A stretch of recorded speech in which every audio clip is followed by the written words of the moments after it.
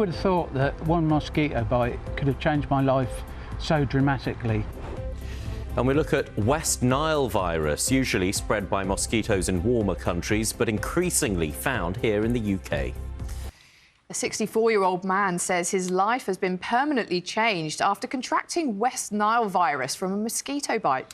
Yes, Jim Skinner from Southampton was bitten while on holiday in Goa and has been left with permanent neurological problems. He's one of 7 Brits to have contracted the virus while abroad, and scientists say climate change could see a rise in cases in the UK. Sophia Seth reports.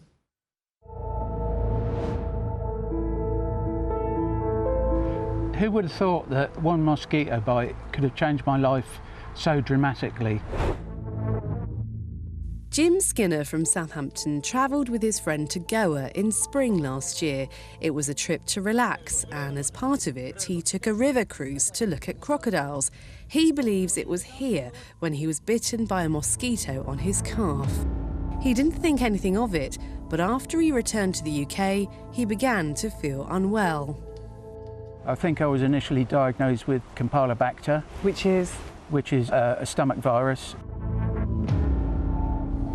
But his symptoms got worse, and he ended up in a neurological ward.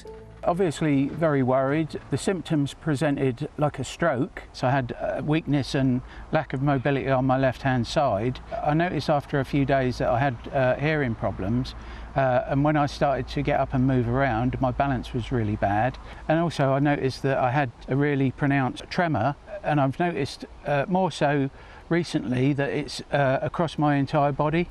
His blood was sent to Porton Down in Wiltshire, where they identified that he had West Nile virus. What was your reaction? I was astounded, actually. I don't think there was anybody other than the consultant who knew what it was. I asked him, have you seen West Nile virus before? And he said only once, many years ago. Did that worry you that people didn't know about it? Absolutely, because if they don't know about it, how can they treat me? West Nile virus is spread by birds and mosquitoes. It's mosquitoes that can spread it to humans, horses and some other mammals. In most cases, humans get minor symptoms such as headaches, high fever and skin issues. But in rare cases like Jim's, it can cause serious brain illnesses and can even kill. Here at Liverpool University, they're leading the way, looking into mosquito infectious diseases like West Nile. Well, the virus was first detected in the West Nile region of Uganda in the late 1930s, and since then it's spread. So for many years, for decades, it was just known as a cause of fever and occasional headaches. In the 1999 onwards, there were large outbreaks across America. They still have about 1,000 cases a year, with sadly 100 deaths or so. And then in Europe, we've had increasing cases in southern Europe. And as it's got warmer, the virus has moved north. So we now, for the first time, have had the virus detected in the UK in our mosquitoes. And then we've also had a small number of imported cases in travellers. But we can expect more in the future in the UK. There's been 7 UK residents who've come home with the virus, and that first mosquito carrying West Nile was found in Nottinghamshire. Experts say with our weather warming up, this is increasing the likelihood of future domestic cases here. Mosquitoes and the diseases they transmit are very sensitive to the effects of climate and temperature in particular, and as our climate warms, so the risks from those diseases is increasing. We keep the colony here in Liverpool. Marcus Blagrove is a researcher who has been breeding mosquitoes and testing their ability to carry West Nile virus. In order to get the next generation of the mosquitoes, we need to give them a blood meal, which is where they get the protein to lay their eggs with, as you can see there. And yes, he is feeding the mosquitoes his blood. How does it feel? You can't really... Because you've got quite a lot on you there. They, at certain parts of the finger they sort of feel, but it's kind of like an insulin needle. It's really, really tiny, such that it doesn't really trigger any nerves.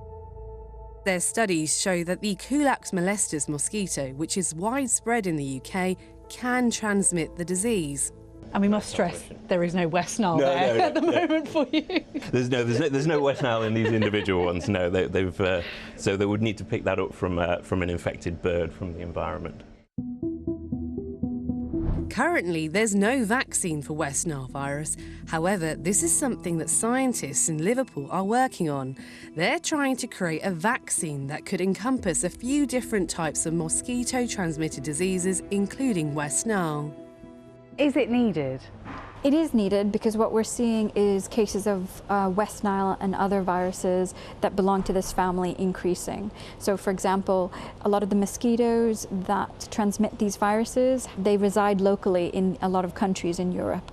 So you're seeing places like France, Spain. Last year Spain had a very bad outbreak of West Nile virus. I don't think there is any more tropical viruses. I think they're just viruses because we're facing, quite warm summers. The geographic barrier between these viruses no longer exists because of climate change. So how worried should we be about possibly more cases of West Nile virus in the UK? In most people, it causes no effects, but in a small percentage, it makes people sick, and a very small percentage, it can lead to brain infection and death. So we need to be aware that in the UK, there will be in future a small risk from a disease transmitted by a mosquito. And that really means that people need to be prepared to avoid mosquito bites as best they can. Back in Southampton, Jim says that's been a lesson for him. He will now take more mosquito precautions in the future. He says moving around day to day is still really tricky, and he's getting regular help from a personal trainer to build up strength. But you wanted to come forward to tell people your story. Why? Because nobody knows what West Nile virus is, and nobody realises the extent of the damage it can do physically and mentally to people.